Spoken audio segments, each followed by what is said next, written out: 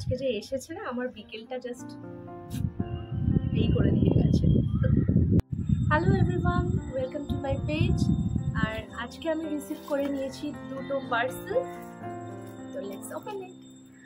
আমার এনগেজমেন্টের ভিডিওতে তোমরা দেখেছো, তো ওইখানে আমি যে শাড়িটা পরেছিলাম সেই শাড়িটা আমি কোথা থেকে নিয়েছি এবং সেই শাড়িটা যেদিন আমি রিসিভ করেছিলাম সেই দিনে কীভাবে ওটা প্যাকেজিং হয়ে এসেছিলো সেই সমস্ত কিছু তোমাদের সাথে আজকে আমি শেয়ার করবো। প্রথমে আমি ওপেন করছি আমি যে পেটিকোটটা নিয়েছিলাম সেইটা, এটা খুব রিজনেবল প্রাইসে এসেছে এবং নিচেটা আর এইখানটা ততটাই স্লিপ, মানে একদম রিভিউতে যেরকম ছিল এই জিনিসটা। মানে এই জাতীয় শাড়ি যদি তোমরা পরো তো একটুখানি বডি হাগিং না হলে না ভালো লাগে না। খুবই সুন্দর এবং খুবই কমফোর্টেবল, কাপড়টাও বেশ ভালো। এবার আমি ওপেন করবো শাড়িটা। এই শাড়িটা আমি অনেক দিন আগে দেখেছিলাম, তো শাড়ি খুব একটা আমি পরি না বললে বলা ভুল হয়ে যাবে, কারণ শাড়ি পরতে আমি ভীষণই পছন্দ করি, কিন্তু শাড়ি পরার পারপাসটা ঠিক থাকে না আর কি সবসময়। এই শাড়িটা আমার খুবই পছন্দের একটা শাড়ি ছিল এবং এটাকে আমি অনেক দিন ধরে মানে নজরে রেখেছিলাম আর কি। এটা হচ্ছে কুরিয়ারের ওই প্যাকিংটা হয়ে এসেছে, যেটা লেভেল ই পিঙ্ক থেকে। আমি জানি পিঙ্কটা খুবই কমন এবং এনগেজমেন্টে অনেকেই পিঙ্ক পরে থাকে, স্টিল এই শাড়িটা দেখে জাস্ট আমি চোখ ফেরাতে পারিনি। আঁচলটা দেখো, আঁচলটা দেখো জাস্ট, মানে ওয়াও।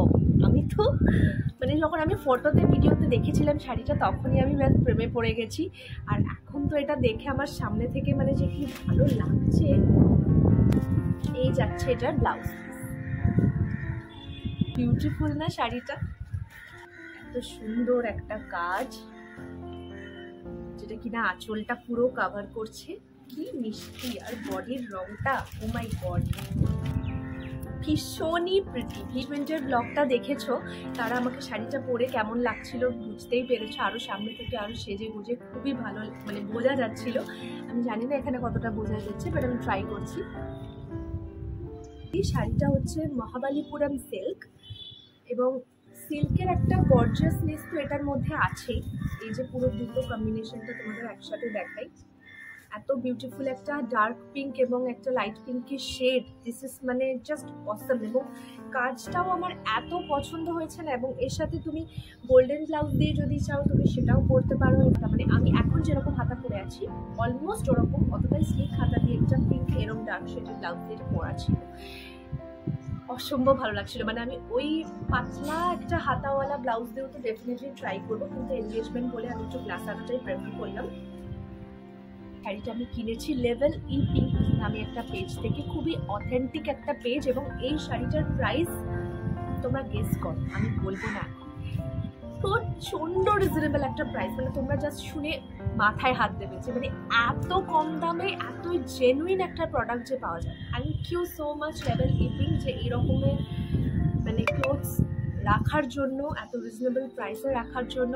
আমি পেজটাকে মেনশন করে দেব, তোমরা একটু দেখে নিও। যদি মনে হয় যে ইনস্টা লিঙ্ক তোমরা চাইছো আমি সেটাও তোমাদের দিয়ে দেবো, আমি কিন্তু পিক করো কমেন্টে জানিও।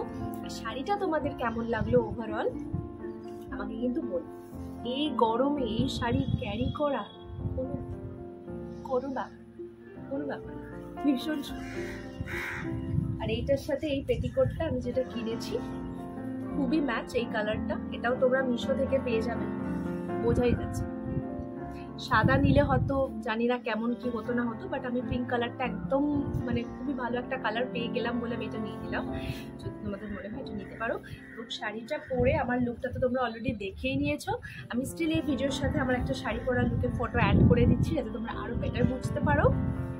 This is my sari, most lovable part it's আঁচল।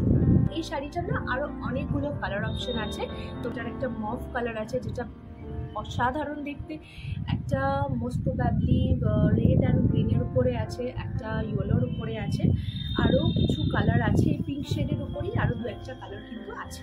যদি তোমরা চাও তোমরা সেটা কিন্তু নিতে পারো। আজকে যে এসেছে না আমার বিকেলটা জাস্ট এই করে দিয়ে গেছে। চলো তাহলে আজকের মতো বাই বাই।